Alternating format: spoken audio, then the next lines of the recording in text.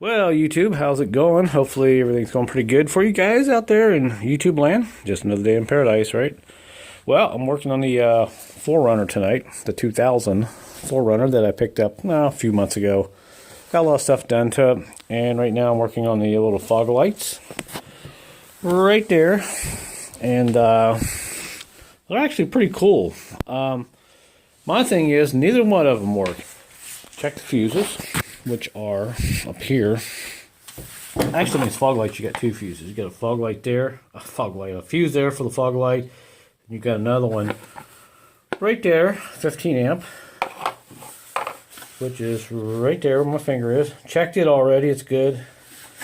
Check this one here, and what I did, I just flipped these relays around, and still no fog lights. And I've taken a light tester and disconnected the wire here, and we're getting power down here and all that, so I know the bulb is bad. Now, when you look at this fog light system, it's a sort of a complicated mesh of brackets, and of course, that much rust. We know we're going to twist some bolts off. Not much we can do about it. So, but the easiest way to get this whole system out of here, I found that you got a little bolt right here you got to take out. Of course, you can see this one's already been twisted off. Nothing I can do about it. I oiled it, still twisted it off. And once you get that off, on this side over here, if you take a screwdriver, there is a little place on the side here, right up on the top, right about there where the finger is.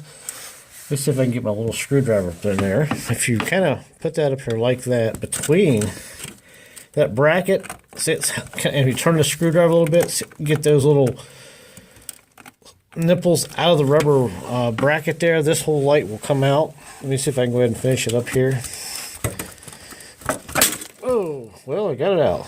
And that's how it comes out. Those two right there, they slide in right there. And that whole bracket system can stay up there, although I'll have to take a drill bit and kind of drill this out and just put my own bolt in there. So if I can do that, I'm going to be pretty happy. And of course, I'm going to have to do the same thing with the other side. And I was kind of giving Toyota a hard time here, saying, how are you going to get this thing out of here? Well, after doing a little research, I found out this is pretty clever. Just slide that in and one bolt. So let's look at this light real quick. And this is actually glass, so that's good. Let's see, there is also a adjustment bracket right here. Hopefully yours is not in horrible shape like mine is. There's a spring there, what's left of it. This is an adjustment for this, but I wouldn't worry too much about it. Once you put the fog light in there, it'll work. It'll shine just like it should. Alright, I am determined to get these to work again. I did get the passenger side off over there, and of course I had to drill the bolt out in the frame bracket on the other side, and we'll talk about that here in a second. The way you change these bulbs is you take this cover here off, and this little tube there, you see that's actually a vent tube, drain tube. And the problem is these little screws you see there, they always twist off or break. This one, I was lucky. I was able to get it off, and I kind of put it back on there because I didn't want to get dirt in there because we're going to replace the bulb. The one on the driver's side, well, not so lucky. I got only one bolt out on this side, but the other problem is this bracket right here. I don't know if you can see that right there where my thumb is. It's broken right there. This one here is probably just going to be for parts. I went online and they want $100 a piece for these things, so I am going to make this work for now. So that one's going to be okay. This one here, what I did, there was a bulb. Part of the bulb was up in the front of this here. Was rattling around, and I could not get it out no matter what I tried to do when I had this back piece off. So I had to take the screws out of these, and I got most of them out except one, and the extra one there on the bottom I drilled out. So for now I've just got some zip ties on there holding that face on there. It's on there pretty tight, so it'll work for now. But so this one here I found for $10 locally, believe it or not, at a junkyard. So I got lucky. But this one here, I'm going to put it on there for now anyway and use it until I get the other one. I had to go out and buy some bulbs. When you buy these bulbs, there are two types. There are 100-watt bulbs and they're 55-watt bulbs, and these are the 55-watt bulbs. If you don't know what you need, just get your old light there. And on the back there, if you look closely, it'll say 55 or whatever. The camera's not going to pick it up, but All we gotta do now is put the bulbs in them, and we'll have our fog lights working, and they're pretty easy to do. You just basically lift this cover up here, and I can't do it with one hand here, but put the bulb back down there and connect, and use the connector there, connect that back in on the bottom of this, which is right there. It's hiding on me right here. Connect that wire, and you're done. I'll just show you one other quick thing here. I was able to drill out the old bolt there, and I used just I think it was a 5/16 drill bit, but you can work your way up bigger, and now we can just put a bolt in there, and that fog light will stay in there. Then when I get my new one, use one later, it'll be real easy to change out. So I like to keep everything original as I can on most of my vehicles, especially the fog lights. One other tip I almost forgot to tell you is take a Dremel tool, and if the Phillips screw starts to get all messed up and everything, take a Dremel tool and cut a slice in it like I did right there. I don't know if you're going to be able to see that or not. Probably not. And if you get a slice cut in it, use a straight screwdriver. And actually, I got this one out, so you can try that. And it might work out pretty good that way for you.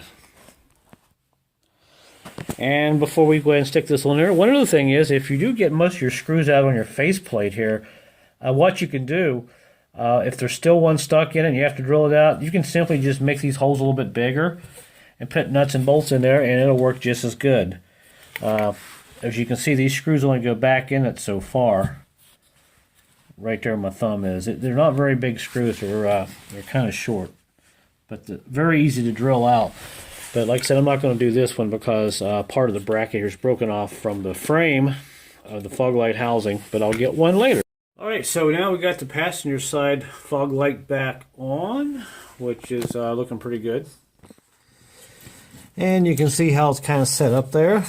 And I got a brand new bolt up there. I think you can see that right there. So that's what's holding the whole fog light on. And a couple guide pins, so we're good there.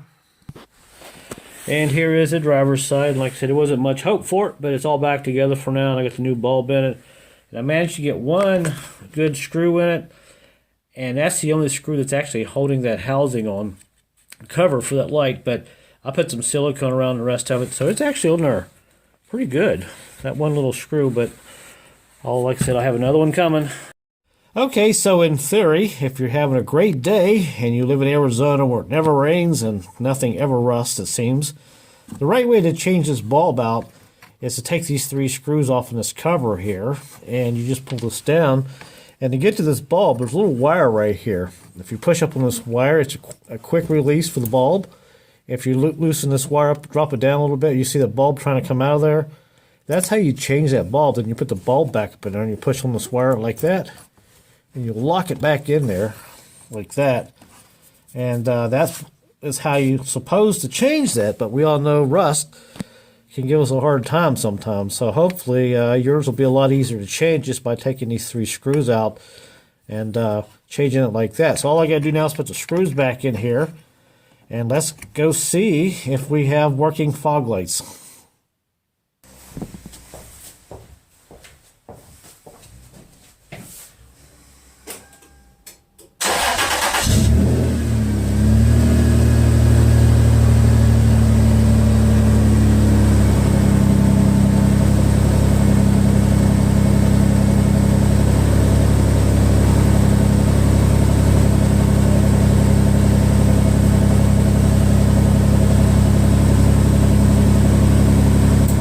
How about that? We have now fog lights at work. This is really awesome.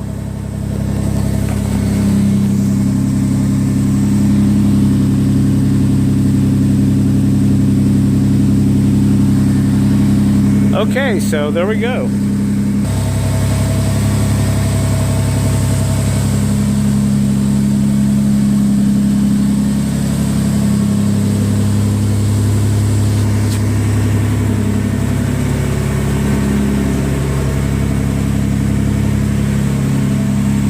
That's what I like to see. Every light on the front working.